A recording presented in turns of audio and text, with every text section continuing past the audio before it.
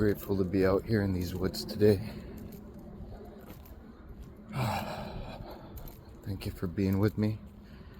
Just a little forest meditation, podcast, walk, reflection, download, upload,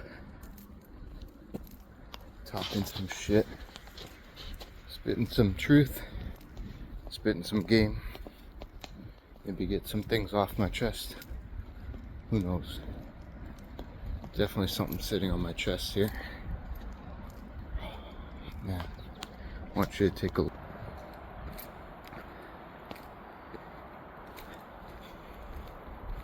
I'm grateful for this natural beauty.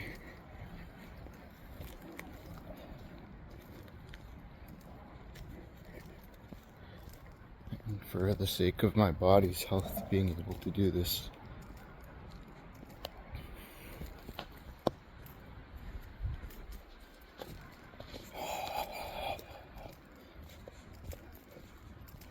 You know, I didn't really want to get up this morning. I got one day of the week, if that, oftentimes not, where I can maybe have a little bit of extra sleep. But I woke up to a call from a buddy this morning. Blessed brother. Shout out my brother Depeche, Club Nomadic. And hold on, I'll continue what I was saying, but check out these trillium flowers. Great sign of spring. So my brother unapologetically woke me up, called me on his way to his early shift. So that was a beautiful start to the day. And he also thanked me for my early messages to him throughout the week, because I'm always up at 5:30, getting the day going, getting my coffee together, and we keep each other honest like that. Speaking of honest, this is the beautiful stairs here. So here we go. And hopefully you won't have to deal too much with my heavy breathing as we go. These stairs and other training with the vest really helped me to prepare for my recent trip to Peru. Walking around the mountains.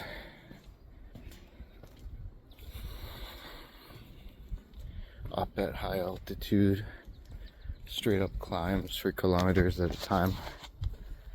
And you know, the preparation really shows. It really starts to separate people when you start to enter into challenge.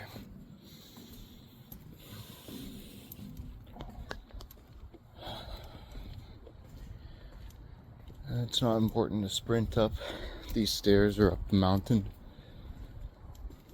It does help to have a steady pace. So if you're stopping, if you're trying to race somebody, prove something to yourself, well, you might just give up along the way. You might gas out. Might lose the good vibes. And so it's best to keep a steady pace. Remain in tune with your breath, in and out. And that way you can also hear God. And that's the difference between doing things under your own power or relying on the Most High. Speaking of the Most, we out here.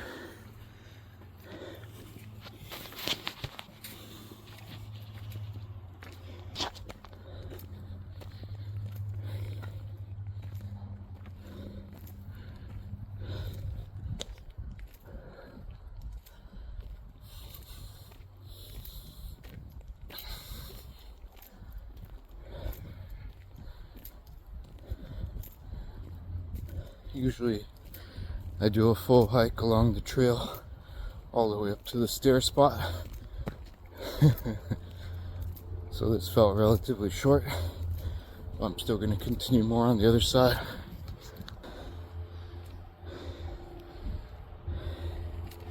If only life had those signs.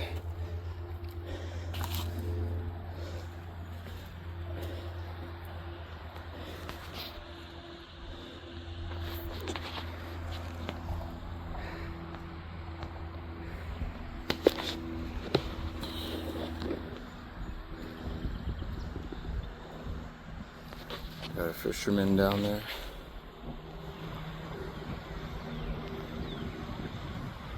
He parked where I parked. We chose different paths. Bless. I always enjoyed a little bit of different perspective from heights.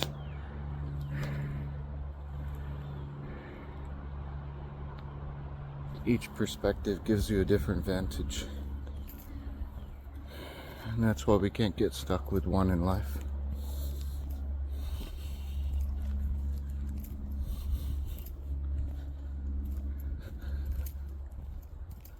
Up here, I've seen deer, I've seen coyotes. As I get along this next part, there'll probably be a whole range of trilliums just filling the hills.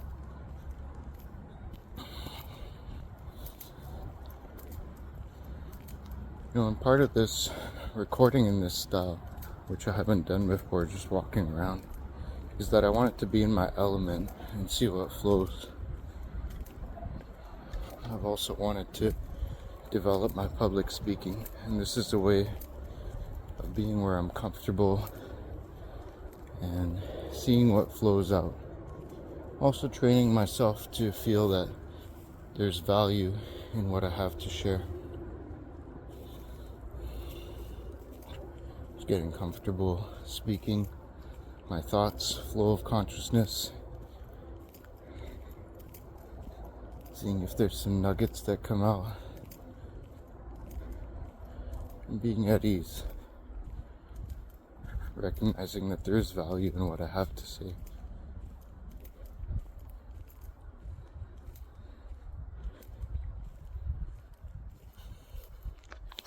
Here we are. The fields of trilliums.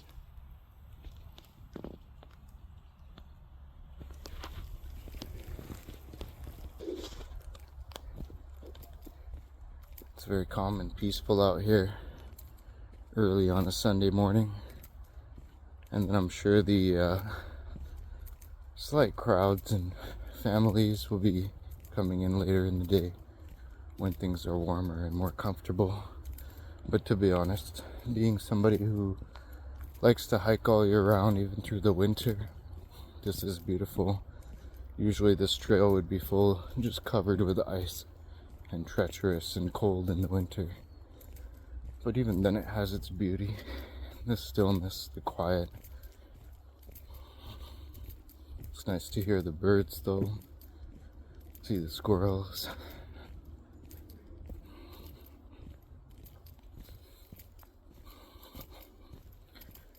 It's pretty interesting how even just to have this thing on recording, letting myself be seen and heard, even if nobody sees it or hears it, or even if I never upload it, takes some degree of bravery.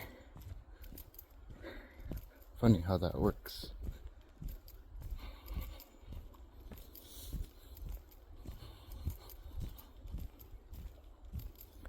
It also offers up the question for reflection. How would we be? How would we carry ourselves if we know that we're always being seen and heard, which we are by the Most High? That's something I've had come up for reflection when I want to indulge some type of habit or vice. I think, well, knowing that God's watching you right now, would you do this thing that you know you're already having that pitter patter in your heart about? Would you continue to go ahead with something which your heart is already shaky about? And if so, why would you? Why do we do that? We all do in some way. The key is to notice when your heart becomes ill at ease with something that's coming up. Why do you continue? Why do you go against yourself? It's a great question for reflection.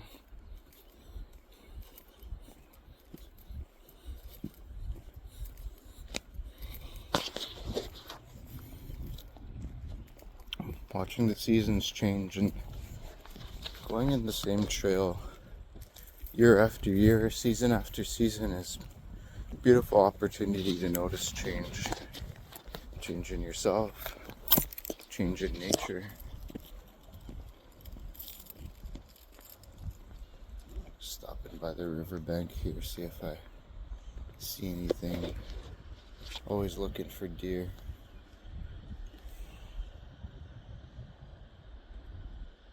Beautiful sound of the river.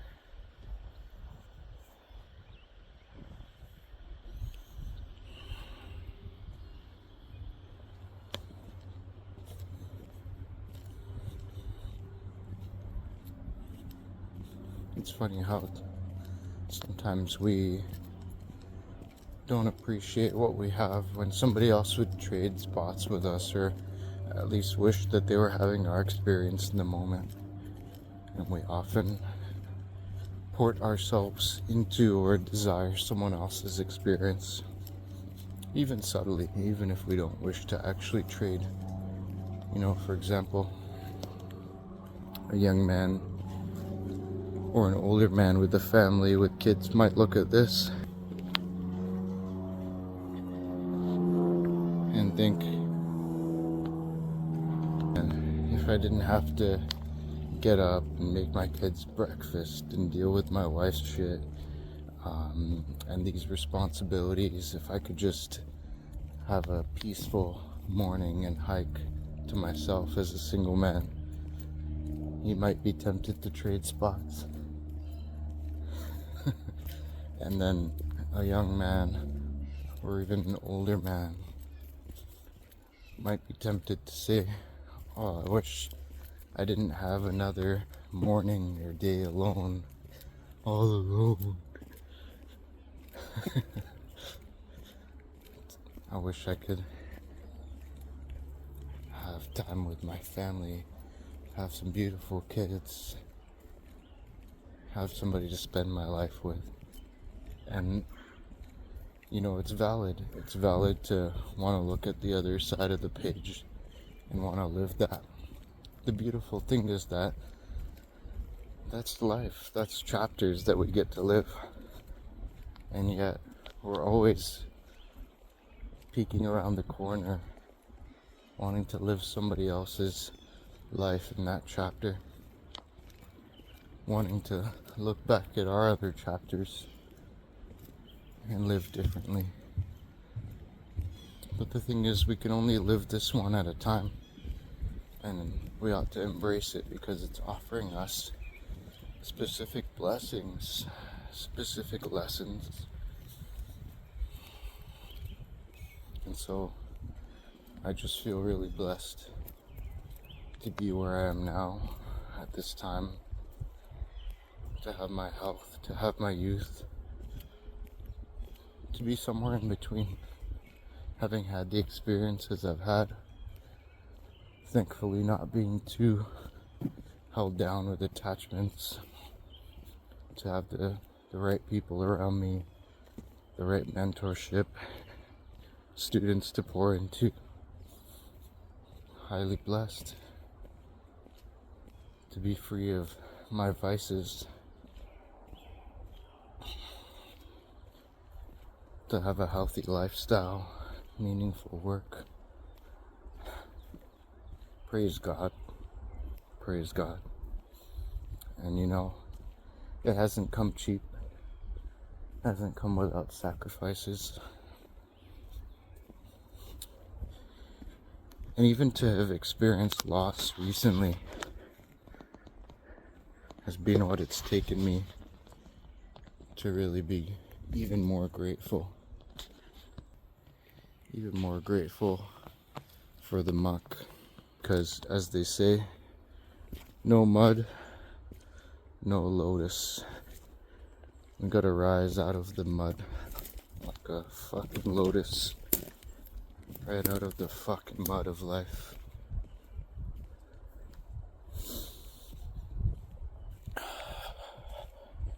Every time that I lose somebody, especially somebody close to me, someone who I've really tuned into their energy deeply, just reminds me to truly embrace this life, to truly let myself express, let myself be seen, because, you know, when you're gone, people will either have a moment to digest your expression, or they're gonna have to guess. They're gonna have to guess what you were about if you didn't show them. So you might as well show them what you're about, so there's nothing left to interpretation or to guesswork. You know, so many people hide in plain sight behind that "hi, how are you" shit. I'm good, how are you? Or same shit, different day. No, fuck all that, man. Gotta be real. People are afraid of disapproval, dislike from people who they also know nothing about. Such a paradox, man. The thing is, too, if you're not real, you'll never link up with real ones, and you'll also never link up with the ones who are meant to play a pivotal role and match up with you in this life.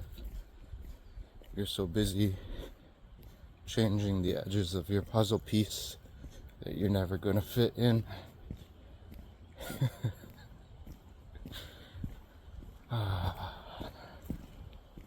You can cry about it, or you can laugh about it. You know, it reminds me of the words of Shakespeare. Life is a tragedy to those who feel, and a comedy to those who think. You know, when we oscillate back and forth, and I think the truth is somewhere in between. Because to feel gives you truth, in a sense. To think gives you distance from the mind. And we have to live somewhere in between. Sometimes we have to learn to think with the heart and feel with the mind. And this keeps us on an even path. You can't live life continuously laughing. You can't live life continuously crying. But you can't do it without either, without both.